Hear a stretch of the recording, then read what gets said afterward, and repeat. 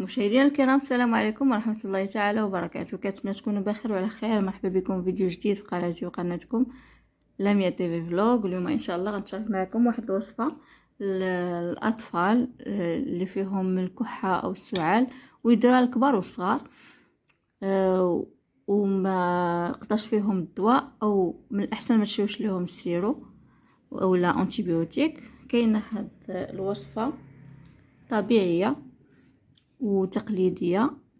كاين بزاف ديال الوصفات ومنهم هذه. عندي هنايا واحد لفتة كبيرة، اللفت اي قسمتها، نقيتها مزيان، غسلتها وقسمتها. وعندي هنايا سنيده. هاد السنيده غنصوبوا بها السيرو اللي كيحيد الكحبه والسعال.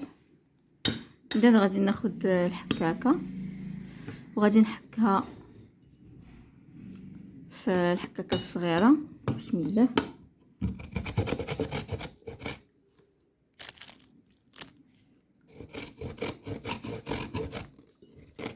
سمحوا لي غنحرككم شويه مع الكاميرا دايره في الطبله، وملي كتحرك حتى الكاميرا.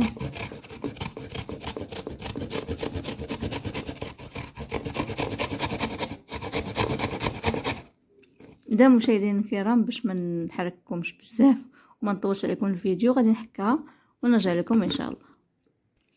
اذا رجعت لكم مشاهدينا الكرام بعد ما حكيت هذيك اللفته هنايا، دابا غادي نضيف واحد معلقه اخرى ديال سنيده. حنا درت قبيله غير معلقه كبيره، غنزيد الملعقه الثانيه.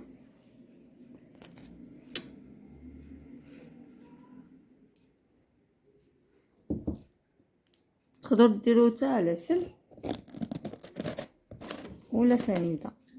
دابا غادي نخلط كلشي، هذيك سنيده واللفت جيدا. هانتوما كما كتشوفوا بدا كيطلق الماء. غادي نخليوه تقريبا واحد ربع ساعه. المهم راه بدا كيطلق الماء ديالو، غنخليه واحد ربع ساعه ان شاء الله، ونرجع لكم باش نصفيوه في الصفايه ديال القهوه. ديك الصفايه رقيقه القهوه ندير ليه بحال هكا باش يطلق الماء جيدا. كما شفتوا هو تبدل حتى اللون ديالو، كان ابيض ولا اصفر مع سنيده.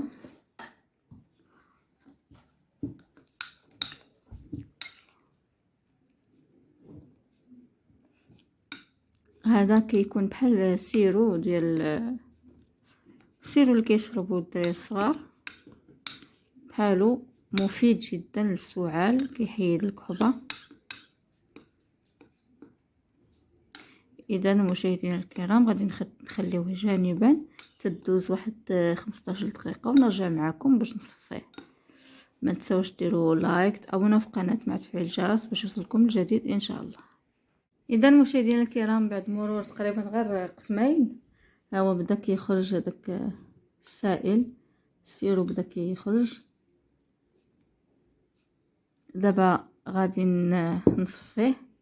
خديت هنايا الصفايه ديال القهوه وكاس. بسم الله. تدير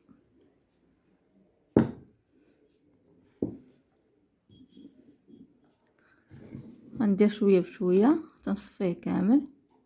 تبداو تعطيوه لوليداتكم ولا تشربوه نتوما من 3 من 2 معالق حتى ل3 في النهار.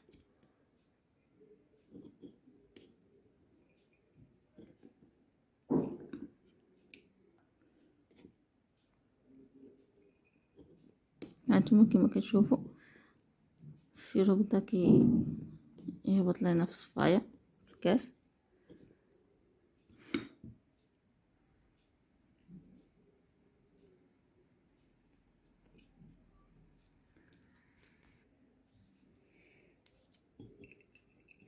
غنحاول نكمل الكميه كامله، نهبط كاع داك السيرو.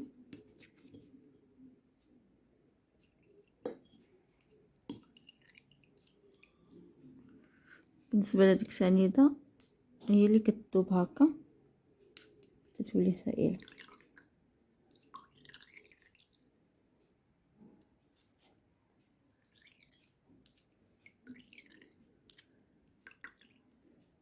غنعطيها دابا معلقه ونعطيها عاوتاني غدا في الصباح.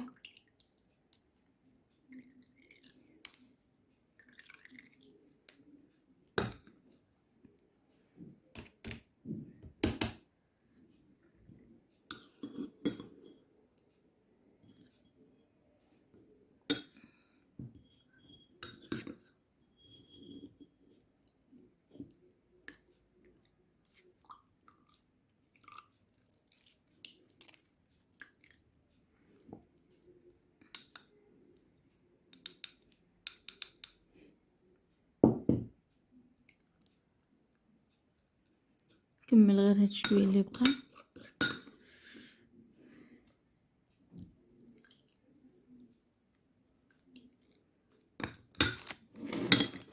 اذا ها هما مشاهدينا الكرام، ها هو السيرو حصلنا عليه